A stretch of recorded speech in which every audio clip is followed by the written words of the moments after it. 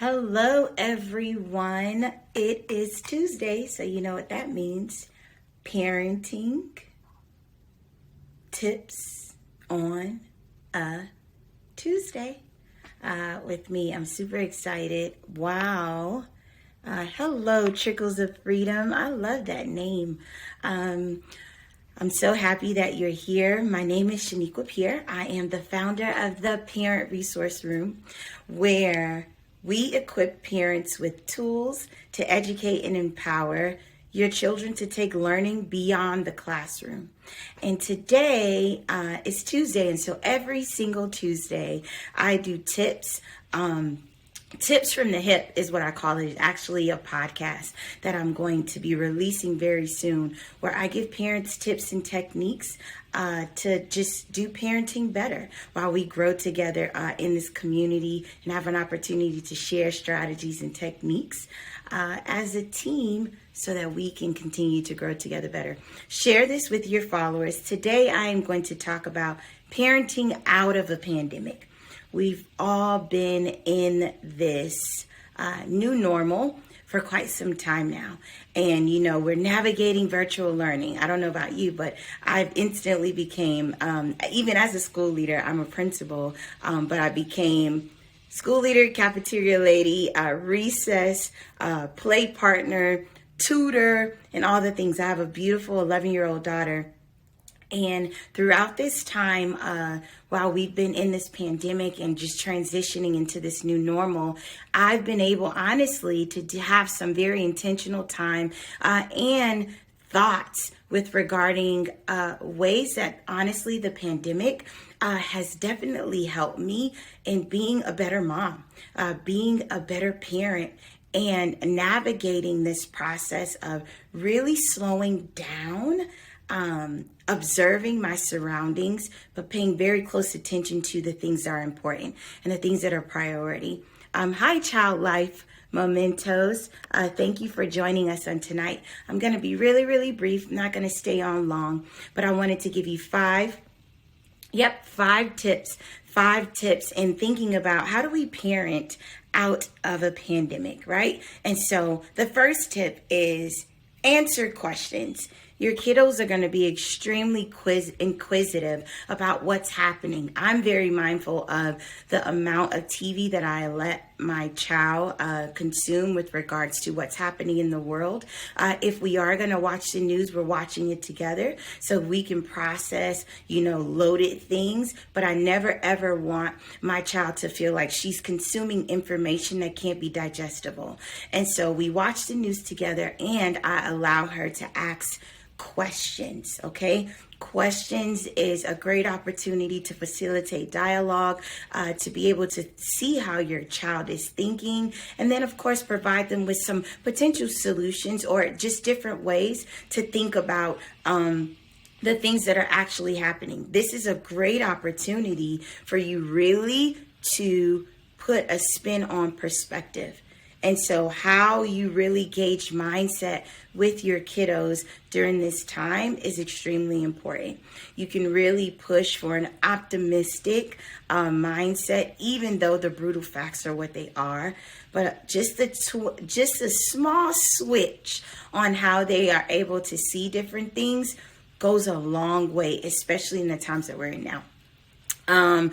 Before I go to the next tip, I have a private Facebook group where we share more in detail about these different tips and techniques. Please be sure that you join our private group. We need you. It would be an awesome opportunity just to share techniques and strategies for us to be better. So if you haven't joined our Parent Resource private group already, make sure you click the link in the bio to do so. We are super excited to have you.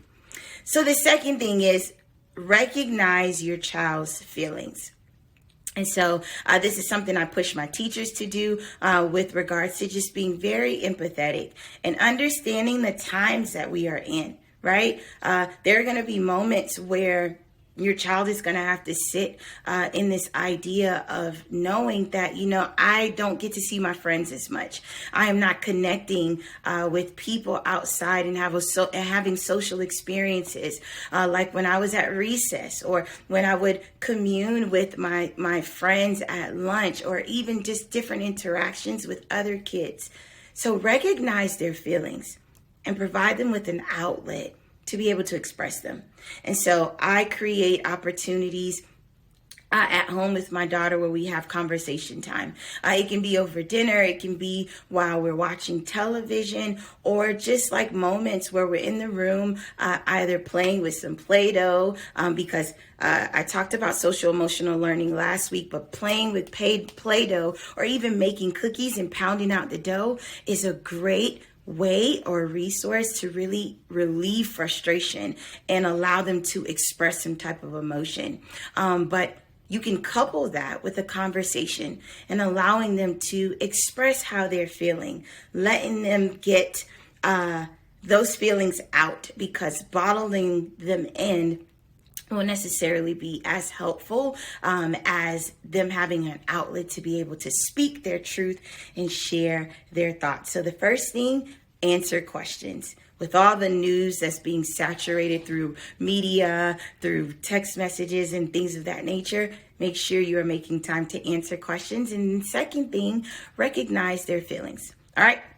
The third thing. I'm not sure I understand. Wow, Siri, I wasn't talking to you. The third thing is look forward, right? And that's just having an open mindset where you're sharing with them, yes, these are the facts and these are the things that's happening, but scientists are working, to try to combat this different disease with different vaccines, and just making them very informative and helping them understand the process of what it means to be optimistic. What does it mean to have hope? What does it mean to really have faith and believe that all things are going to work out for us, right? And so just looking forward, having even still moments where you are setting goals and things that you want to accomplish so that you are thrusting through with a forward mindset, and then you're modeling that behavior for them. And so if you have goals, crush them, share them with your kids so that they have something to look forward to. I've learned that in moments of despair, in moments where you feel like what else is left, right? And there's nothing else to look forward to. Just having some hope with regards to goal setting or things that you want to accomplish go a very long way. So pushing your kiddos and yourself to look forward to things. And so begin thinking about different holidays, even though they're going to be different. Think outside of the box. Oh my goodness, now I have an opportunity to communicate with people all over the world via Zoom. Now, granted, Zoom can be extremely fatigued, right? Like it can be exhausting. But it's also creating an opportunity where we can connect with people all over the world. So you see what I just did? I put a different spin on something that we've never done before. It's a new experience that we're learning to navigate together. The fourth thing I have is keeping in touch with loved ones, which kind of goes back to what I just said about how Zoom and all these other different platforms provide us with this opportunity. I can talk to my family back home that's all the way in Florida, or even in Haiti, or in different places all over the world. But making sure that you are intentional with keeping in touch with your family members or those people that you love dearly, because what we need in this moment where we're lacking human connection, and I can't physically touch, right? I can't touch. But if I can see you on the screen, it makes up for that interaction that we're missing. And so make it your business to keep in touch with those people that you love. Tell me what's been your favorite tip so far, whoever's here. What's been your favorite tip so far? And then I'm going to jump into the last one. While you tell me what's been your favorite tip, I'm going to share this live with some more people that we can potentially get on here to continue in the conversation, because These are important things that I believe are essential, especially for us as parents, growing together and navigating so that we are mindful of how we just can continue to get all the resources necessary so that we can move forward. And so I would love to hear what has resonated with you so far. And then we'll jump right back in to the conversation. And I would love for you also to share this with your followers because it's a great opportunity for us to just think through different things that we can do together. Couple of more people.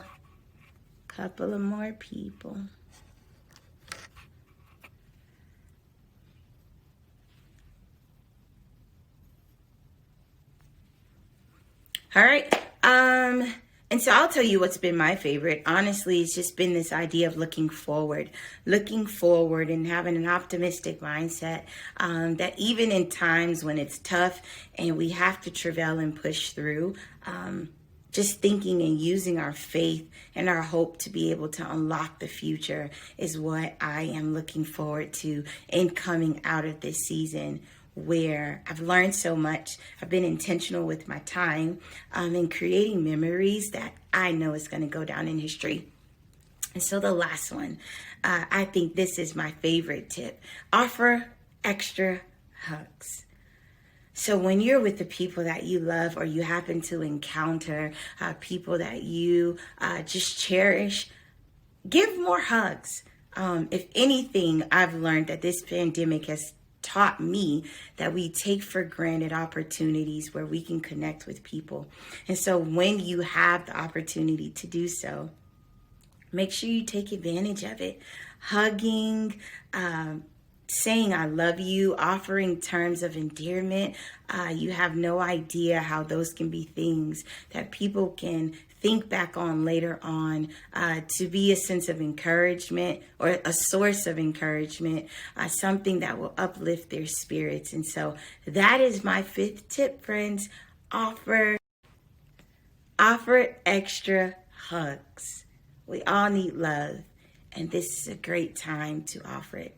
Be kind, be compassionate, and just extend and embrace the human condition. Well, I'll quickly go over the 5 tips. First one, answer questions. So when your kid is clueless or they want to know about what's happening and what's going on, make sure you answer those questions. Create time to have conversations, which goes into tip number 2. Recognize your child's feelings. So if your kids are having feelings and you notice that their disposition is changing, recognize the feelings, but then give them an opportunity to express how they're feeling. The third tip, look forward. Make sure that you have a forward focus, even in moments where you can get persuaded and jaded because of what you see. Having a positive mindset goes a long way, especially when you're looking out to the future. The fourth thing, keep in touch with loved ones. Make it your business to be intentional about spending time and reaching out to people and providing them access to you to increase the ability of sharing and giving love and compassion. And then the last one, the last tip, hello. Thank you for joining us. The last one is offer extra hugs. We all need love. We all need hugs. And so in a moment where we are travailing and learning to navigate our new normal, hugs is an extension of the human condition, where we love, where we care, and where we can show our gratitude and appreciation for those that we care about and love so deeply. Those are the 5 tips for today in parenting out of the pandemic.